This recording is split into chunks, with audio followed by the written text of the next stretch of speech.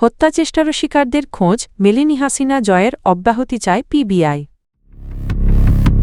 সরে গেলেন বিএনপি নেতা, আন্দালি প্রার্থী জোটের একক প্রার্থী।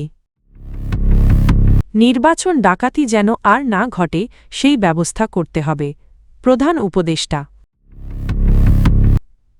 নিষিদ্ধ ছাত্রলীগের সাধারণ সম্পাদককে গ্রেফতারের বিষয়ে যা জানা গেল। কত আসনে লড়বে এনসিপি জানালেন আসিফ।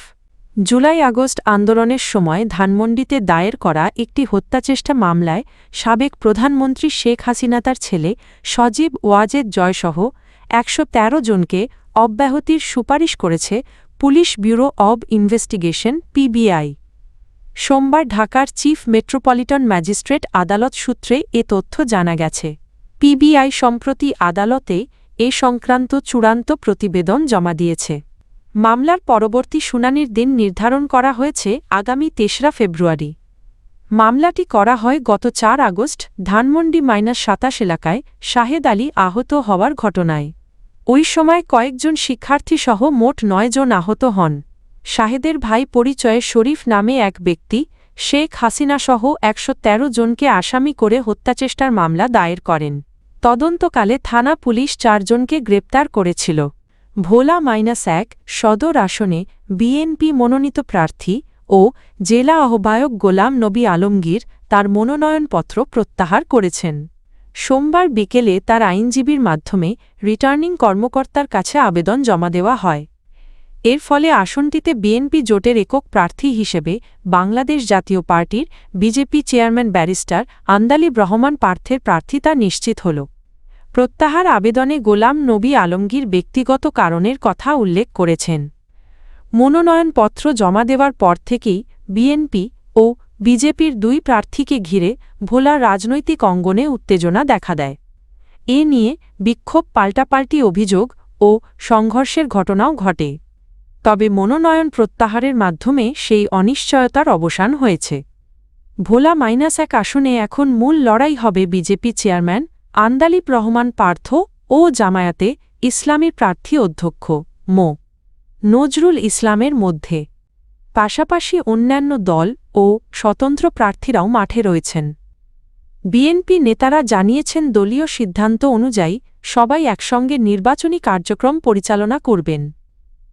অন্যদিকে বিজেপি নেতৃত্ব বলছে সব বিভেদ ভুলে বিএনপির নেতাকর্মীদের সঙ্গে সমন্বয় করে প্রচার চালানো হবে। নির্বাচন ডাকাতি যেন আর কখনো না ঘটে সেজন্য কার্যকর ব্যবস্থা নেওয়ার নির্দেশ দিয়েছেন প্রধান উপদেষ্টা অধ্যাপক মোহাম্মদ ইউনূস। সোমবার বিকেলে রাষ্ট্রীয় অতিথি ভবন যমুনায় ২,১,৪২,০১৮ ও ২০২৪ সালের জাতীয় নির্বাচন নিয়ে গঠিত তদন্ত কমিশনের প্রতিবেদন গ্রহণের পর তিনি এ কথা বলেন। প্রতিবেদনে বলা হয় ৩টি নির্বাচনই ছিল পরিকল্পিত ও নিয়ন্ত্রিত। ২০১৪ সালে ব্যাপকভাবে বিনা প্রতিদ্বন্দ্বিতায় নির্বাচন হয়। ২০১৮ সালে অধিকাংশ কেন্দ্রে আগের রাতেই ব্যালটে সিল মারা হয় এবং ২০২৪ সালে ডামি প্রার্থী দিয়ে নির্বাচনকে প্রতিদ্বন্দ্বিতামূলক দেখানোর চেষ্টা করা হয়। প্রধান উপদেষ্টা বলেন, জনগণের অর্থ ব্যয় করে পুরো জাতিকে শাস্তি দেওয়া হয়েছে। কারা কিভাবে এই নির্বাচন ডাকাতিতে জড়িত ছিল তা জাতির সামনে তুলে ধরতে হবে।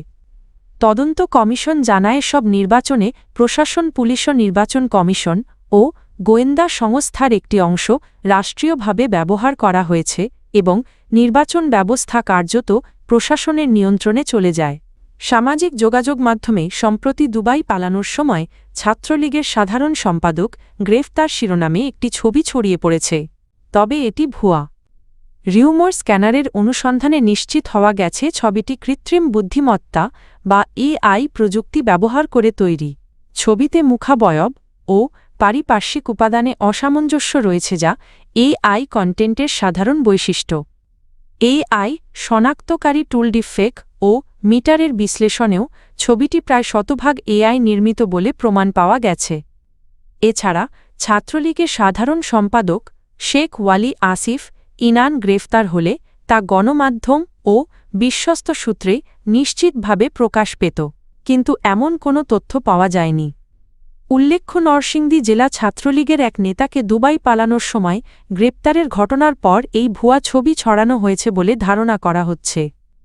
সুতরাং ছাত্রলীগের সাধারণ সম্পাদক ইনান গ্রেপ্তার সংক্রান্ত ছবিটি সম্পূর্ণ মিথ্যা ও বিভ্রান্তিকর। ত্রয়োদশ জাতীয় সংসদ নির্বাচনে জাতীয় নাগরিক পার্টি এনসিপি ৩০টি আসনে প্রতিদ্বন্দ্বিতা করবে।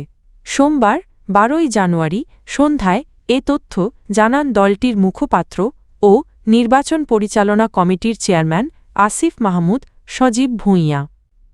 তিনি বলেন, ১১ দলের নির্বাচনী সমঝোতা জোটের অংশ হিসেবে এনসিপি এসব আসনে নির্বাচন করবে। দেশের বৃহত্তর স্বার্থে দলের নেতাকর্মীরা এ সিদ্ধান্ত মেনে নিয়েছেন। তিনি জোটটিকে আধিপত্যবাদের বিরুদ্ধে সংস্কারমুখী একটি জোট হিসেবে উল্লেখ করেন।